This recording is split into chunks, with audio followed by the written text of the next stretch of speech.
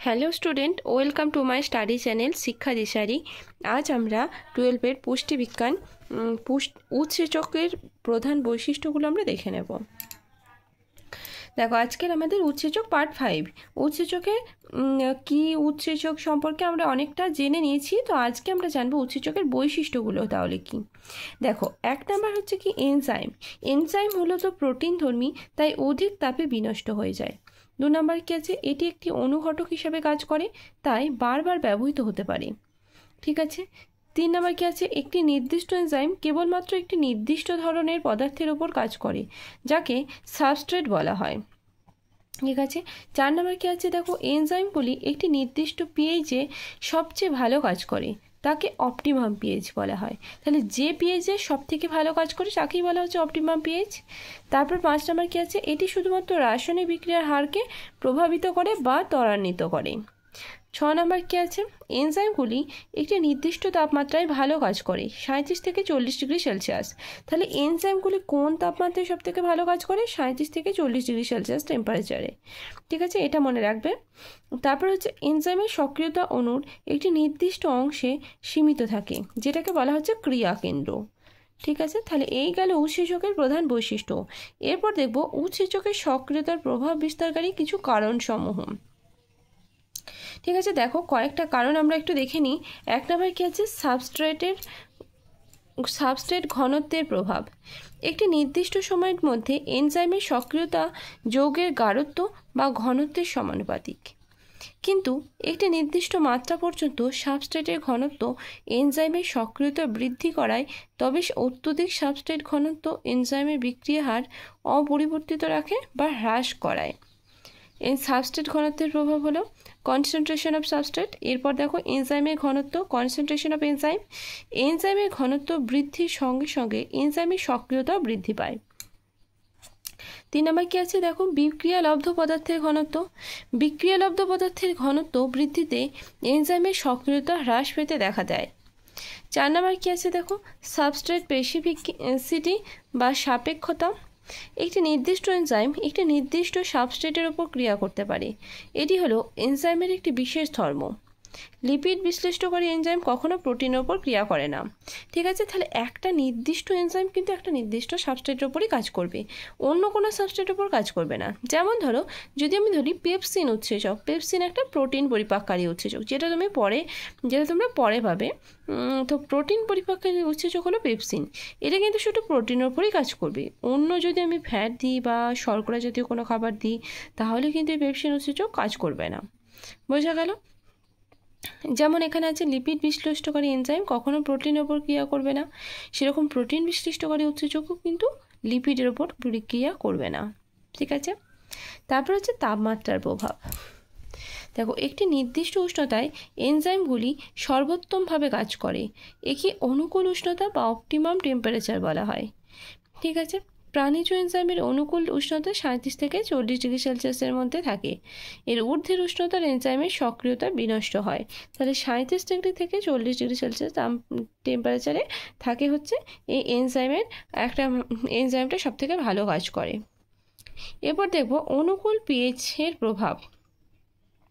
দেখো, একটি নির্দিষ্ট পিএইচ সীমার মধ্যে এনজাইম সর্বাপেক্ষা সক্রিয়, এই পিএইচকে অনুকূল পিএইচ বলা হয়। পেপসিনের অনুকূল পিএইচ হচ্ছে কত? 2। ঠিক আছে। এরপর হচ্ছে দেখো সক্রিয় কারক। এনজাইমকে সক্রিয় করে তুলতে কিছু আয়ন বা অণুর প্রয়োজন হয়, যেমন Mg2+, Cl- আয়ন এগুলো। এরপর হচ্ছে প্রতিরোধক, ইনহিবিটরস। দেখো, সাবস্ট্রেটের সঙ্গে সাদৃশ্যযুক্ত কিছু পদার্থ এনজাইমের ক্রিয়ায় বাধা দান করে, এদেরকে প্রতিরোধক বা ইনহিবিটরস বলা হয়। এগুলি মূলত 3 প্রকার। একটা কি প্রতিযোগীধর্মী বা কম্পিটিটিভ, অপ্রতিযোগীধর্মী বা নন কম্পিটিটিভ, আর শূন্য প্রতিযোগীধর্মী বা আনকম্পিটিটিভ। ঠিক আছে, তাহলে 3টে গেল। এরপর দেখব উৎসেচকের কার্যপদ্ধতি, মোড অফ এনজাইম অ্যাকশন। দেখো, এখানে উৎসেচকের বিক্রিয়ার গতি, এখানে যে মতবাদ আছে, দুটো মতবাদ আমরা দেখব। এখানে হচ্ছে তালাচাবি মতবাদ। তালাচাবি মতবাদের প্রবক্তাকে বিজ্ঞানী এমিল ফিশার। 1894 খ্রিস্টাব্দে এই মতবাদ প্রবর্তন করেন। এই মতবাদটা কি একটু দেখে নিই আমরা। এই মতবাদ অনুসারে উৎসেচক গঠন অনমনীয়। উৎসেচকের সক্রিয় স্থানের সঙ্গে সাবস্ট্রেট মাপে মাপে আটকে যায়, ঠিক যেমন একটি চাবি একটি তালাতেই কাজ করে। অর্থাৎ উৎসেচকের গঠনে উপস্থিত ত্রিমাত্রিক সক্রিয় স্থানের যে স্থানে উৎসেচকের অনুঘটকীয় ধর্ম নিহিত থাকে, পরিপূরক গঠনযুক্ত যৌগই কেবলমাত্র ওই স্থানে আবদ্ধ হয়ে উৎসেচক যৌগ জটিল গঠন তৈরি করতে পারে। উৎসেচকের সক্রিয় স্থানে একটিমাত্র সাবস্ট্রেট যুক্ত হতে পারে। ঠিক আছে, একটিমাত্র সাবস্ট্রেট যুক্ত হয়ে কি করছে দেখো, ও ভালো করে বুঝবে যে এই মতবাদটা কি। এখানে কি বলেছে যে ঠিক যেমন একটি চাবি একটি তালাতেই কাজ করে, অর্থাৎ উৎসেচকের গঠনে উপস্থিত ত্রিমাত্রিক সক্রিয় স্থানে পরিপূরক গঠনযুক্ত যৌগই কেবলমাত্র ওই স্থানে আবদ্ধ হয়ে উৎসেচক জটিল গঠন তৈরি করতে পারে।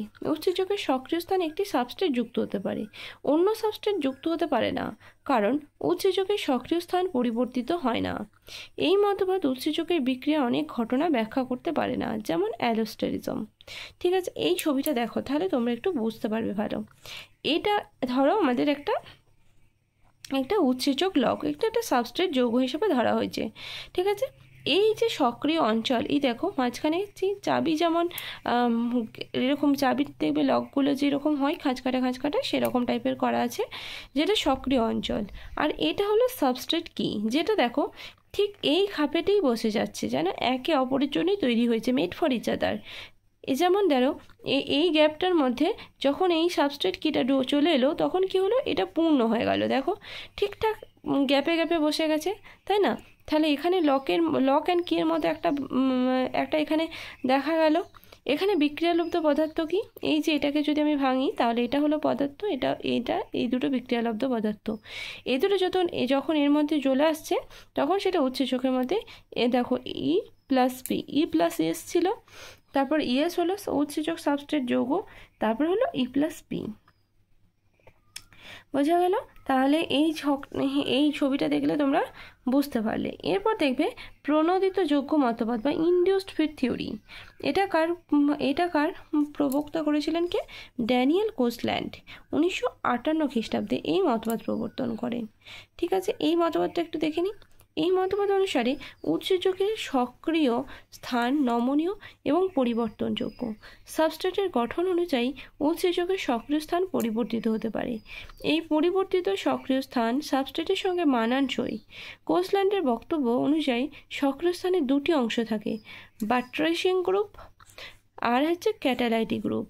প্রথমটি সাবস্ট্রেটকে ধরে রাখতে সাহায্য করে, মানে বাট্রেসিং গ্রুপ কী করে, এই যে সাবস্ট্রেট তাকে ধরে রাখতে সাহায্য করে, এবং ক্যাটালাইটিক গ্রুপ কী কাজ করে, সাবস্ট্রেটের বন্ডগুলিকে দুর্বল করে বিক্রিয়ালব্ধ পদার্থে রূপান্তরিত করতে সাহায্য করে। ঠিক আছে, এই ছবিটা একটু দেখো, তাহলে তোমাদের এটা ক্লিয়ার হয়ে যাবে। এটা এনজাইম, এখানে এটা সাবস্ট্রেট। যখন এনজাইম সাবস্ট্রেট কমপ্লেক্স তৈরি হলো, তখন কি হলো, এটা এর মধ্যে চলে এলো এবং এর আকৃতিটা অনেকটা এরকম হয়ে গেল। তাহলে এইটাই হলো ইনডিউসড ফিট থিওরি। এখানে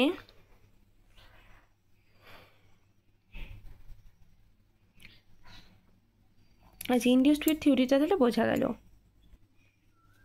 তাহলে ইনডিউসড ফিট থিওরিটা তোমরা বুঝতে পারলে যে বিজ্ঞানী ড্যানিয়েল কোজল্যান্ড এবং লক অ্যান্ড কিটা হচ্ছে বিজ্ঞানী এমিল ফিশার। তাহলে এই দুটো মতবাদের প্রবক্তাকে, সে দুটো খুব ইম্পর্টেন্ট। আর এখানে যেটা বললাম বাট্রেসিং গ্রুপ, এর কাজ কি, যে সাবস্ট্রেটকে ধরে রাখতে সাহায্য করে। এই যে সাবস্ট্রেট যখন এনজাইমের মধ্যে প্রবেশ করলো, যখন এনজাইম সাবস্ট্রেট কমপ্লেক্স তৈরি হলো, এই যে সাবস্ট্রেটের মধ্যে গেল, এটাকে ধরে রাখতে সাহায্য করছে এই বাট্রেসিং গ্রুপ। আর ক্যাটালাইটিক গ্রুপ কি কাজ করছে, যে সাবস্ট্রেটের বন্ডগুলিকে দুর্বল করে, এই যে সাবস্ট্রেটের বন্ডগুলিকে দুর্বল করছে এবং বিক্রিয়ালব্ধ, যদি বন্ডগুলো দুর্বল না হয় তাহলে তো এনজাইমের সঙ্গে বিক্রিয়া হবে না, তাই কি করছে, এর বন্ডগুলিকে দুর্বল করছে এবং এনজাইমের সাথে বিক্রিয়া ঘটাতে সাহায্য করছে। ঠিক আছে, তাহলে এটা গেল ইনডিউসড ফিট থিওরি। তাহলে দুটো থিওরি তোমরা বুঝতে পারলে। আচ্ছা, এখানে আজকের ক্লাস আমি এখানেই শেষ করছি। তো যদি এখানে আজকের ক্লাস থেকে যদি তোমাদের কোনো কোয়েশ্চেন থাকে, তাহলে তোমরা অবশ্যই আমাকে কমেন্ট করে জানাতে পারো। ঠিক আছে, দেখা হচ্ছে নেক্সট ভিডিওতে। ওকে, থ্যাংক ইউ।